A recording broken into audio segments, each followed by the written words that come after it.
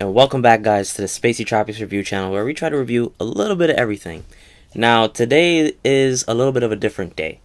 It's not going to be about a product review. It's going to be something I've been wanting to do on this channel since I started, which is part tech, part cars. Hence, we review a little bit of everything. I've been saying it since the beginning of this channel, and I'm going to continue to be saying it until the end of the channel, or if the channel ever ends, who knows, whatever the case is. But this, like I said in the previous video that I posted or uploaded, this is going to be about cars. I'm going to make a segment called Let's Talk About Cars, and today's first video happens to deal with the 2020 Nissan Versa. So, the 2020 Nissan Versa.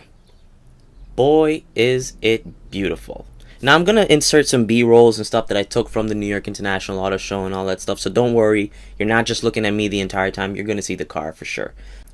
Wow, is it such a beautiful improvement compared to the bubbly go-getter that used to be the Nissan Versa. I mean, compared to the old one with all the round edges and this, that, and then it didn't know if it was going to be a hatch or a regular sedan in the back, kind of. This new model that Nissan brought is something to look at. Now, when I hear Nissan Versa, I hear affordable, and based on I'm gonna upload right now. You're gonna see it here. I'm gonna show you what the old Nissan Versa cost, fully loaded, maxed out, the whole nine. Okay, versus what I think the new Nissan Versa is gonna cost. So previously, I was able to rack up the Nissan Versa close to about 18 or so thousand. And you'll see it on your screen. You should be seeing it on your screen right now. I was able to rack it up about 17, 18, 19, around there for the fully loaded SL, I believe. And yeah, that's honestly the most affordable. I mean, some of the Civics, even though it doesn't compete in the same class, because the Versa is a subcompact versus a compact, which is the Civic. Even though the Civic starts at like $16,000, $17,000, it still adds up, goes up to about over 20 plus, yada yada. The Nissan Versa never touched 20. Now, in terms of pricing for the new Nissan Versa, Nissan has not dropped any pricing yet available. However, I can kind of judge, especially since the SR model that you guys should be looking at right now, I can honestly judge and say that this model of the Nissan Versa is definitely going to either touch 20 or it's going to rise above 21,000, because you get a lot of standard features. I didn't even know it came with heated seats until I looked inside. We'll go a little bit into the interior just now. I didn't even know it came with heated seats, single zone automatic climate control, has Nissan's now cruise control and all the little safety features and whatnot, compared to the old Versa, which couldn't have much because it was dealing on such an older platform. But yeah, it has all the new features and this, that, a little bit more power under the hood. I'll go into that in a minute. And it's just so good. Now, the Versa has seen a power boost. Not significant, not super significant, but it's a good enough power boost to say, okay, this is 2019 kind of, budget car horsepower kind of thing. So the old Nissan Versa had about the greatest number of you have ever heard in terms of a horsepower rating, 109 horsepower. No. Just no. That's why it was always counted as the, rent-a-car kind of thing that you would get for any Nissan. If you're looking at a rental, if you're looking to get a rental, the Nissan Versa was always there, no matter what, with its 109 horsepower and crappy this and crappy that, Now, however, the same 1.6 liter engine is inside, still naturally aspirated, no turbo added, but it has seen a power increase up to 122 horsepower and about 114 foot-pounds of torque. Not a significant boost, it's not insane, but I mean, from 109 to 122 in today's standards, that's actually a little bit better than 109. That's about 11, 12-ish. No. Yeah, that's about a 13 horsepower increase. Like I said, nothing significant, but it's good enough for today's standards. Now, it's still going to offer the same transmissions as it had before. So a manual 5-speed, I know 5-speed in today's age, a 6-speed is needed. It's honestly really, really needed, especially if the sixth gear is the overdrive gear, and you're just cruising along with that on the highway, save some fuel, etc. Because this car does get amazing fuel economy.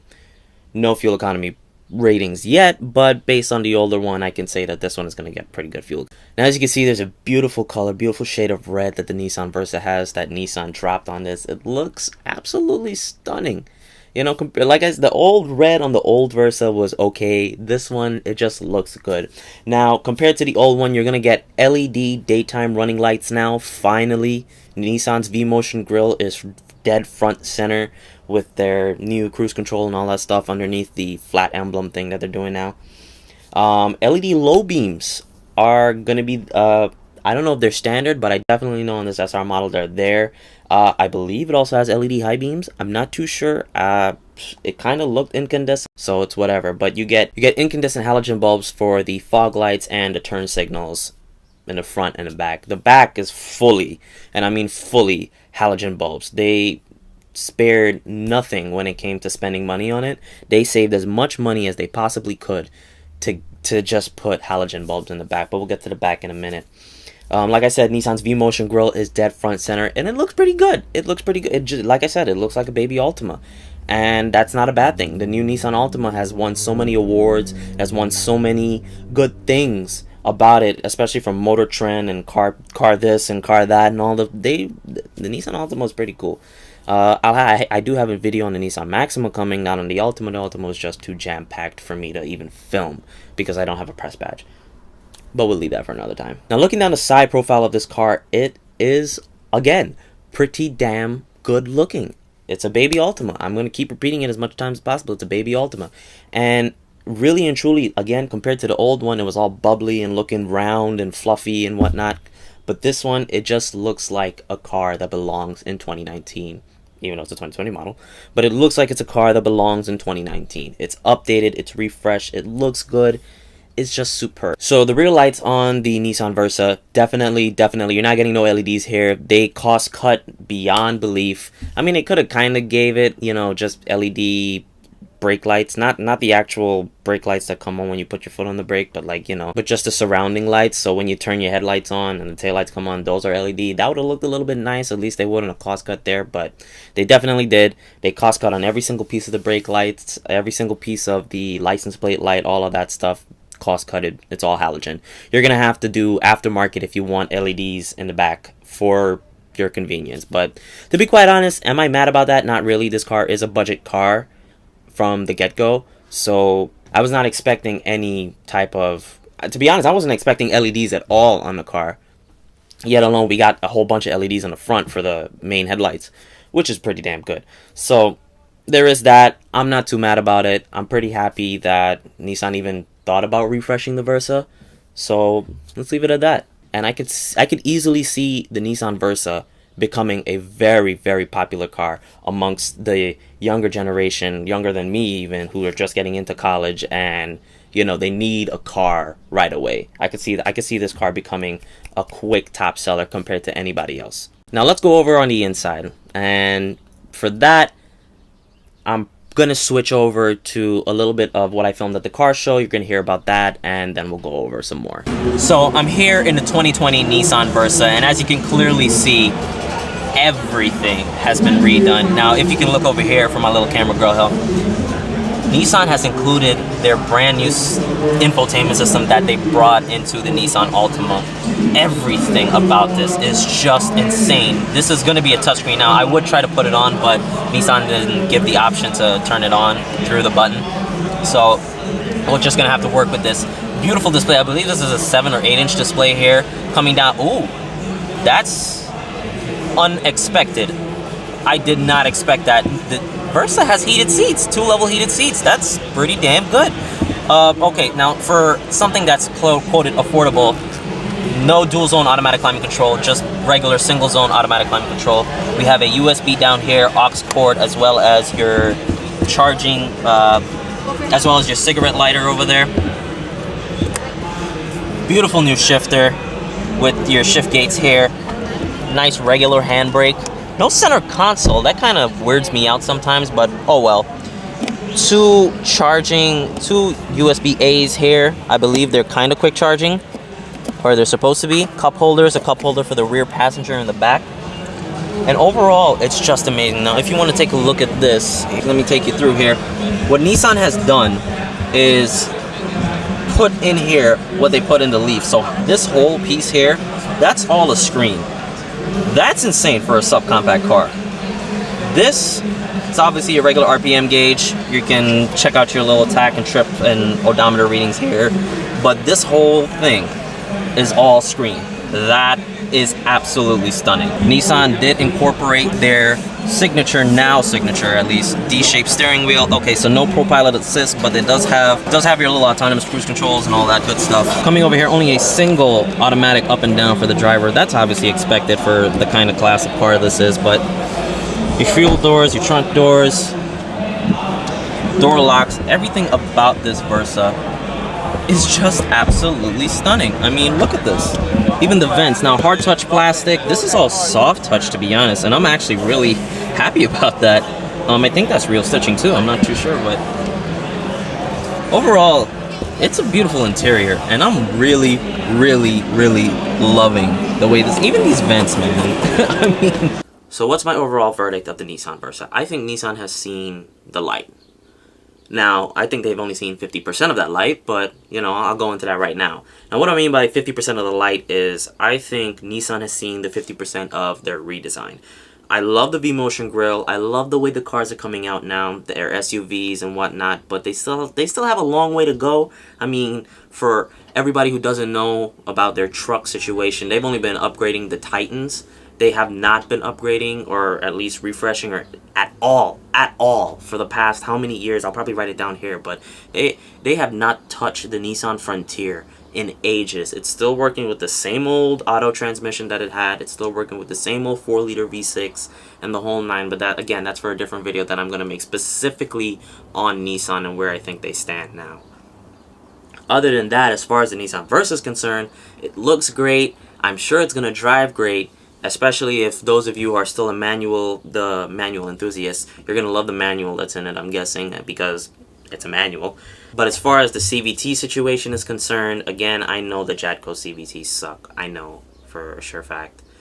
They suck bad, okay? But sometimes, you know, you gotta also it also depends on the people sometimes. I mean, they don't go in for the regular servicing that the CVTs require. And then they come back and they say, oh, the CVT went to crap and I have to pay all this extra money and blah, blah, blah, blah, blah. And it's like, well, if you went in for the tranny fluid change, you wouldn't be in the problem. But then again, you know, I've heard other stories of how the CVT have failed, you know, on its own, even before the time of its servicing and all that good stuff. So I can understand those people, I can understand their problems, and I can understand the CVTs that Nissan currently uses suck bad. I get it. And I wish they would go back to a regular, you know, 7-speed step change automatic. Who cares? But anyways, this is about the Versa. Let's stick to the Versa.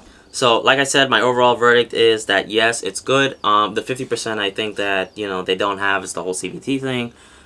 They could work on that. I feel they need to work on that, especially since after they partnered with Renault, things started to go down for them. But, oh well. So yeah, that's about it. That's all for the 2020 Nissan Versa, and that's all for this first video of Let's Talk About Cars. Thank you guys for watching my part coverage, part me at home footage of the 2020 Nissan Versa for the New York International Auto Show this year for 2019. Please like, comment, subscribe, share. You never know when somebody's going to need some information on this vehicle and they just want to, you know, see it, as a matter of fact. Maybe they don't want to listen to me and they just want to see the vehicle. So share it. You never know when somebody might want to see it. If you want to see more details on this car, as a matter of fact, if you want to see me review cars on this channel and you want to see me go more in-depth, you see, I'm learning just as much as you guys are learning. I'm not calling myself a car enthusiast, but I love cars and I love how things operate and I love how things go and all the whole nine.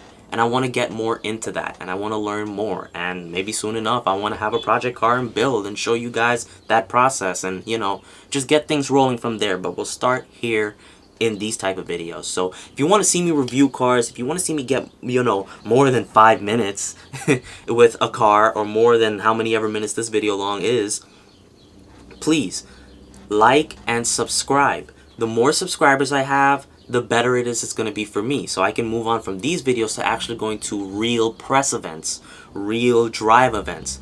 Maybe the press events I'm going to start going to are only auto show based, and you know, I can't drive the car, but at least I can get in the car, have some time with the car, and show you live at that show versus me having to sit here and talk to you, you know, at home. You like the t-shirt? That's on the Spacey Tropics website. Link will be in the description below. That's also going to help support the channel in terms of me trying to get to these events, in terms of me trying to review more into the car scene and get more into the car scene, and then teach you guys, the average consumer guys, that need to know about the cars before you buy it, because there's certain finance plans that maybe you don't know about, certain this you don't know about, how to spend your money here, there, and the third, and try to get something done for these cars so that maybe you can go home with a brand new car in the next month or two, or in the next couple of months, whenever you get the money for it, you know? So please support the channel if you can. I really appreciate it. Go check out the Instagram, the whole 9. I'll catch y'all in the next one.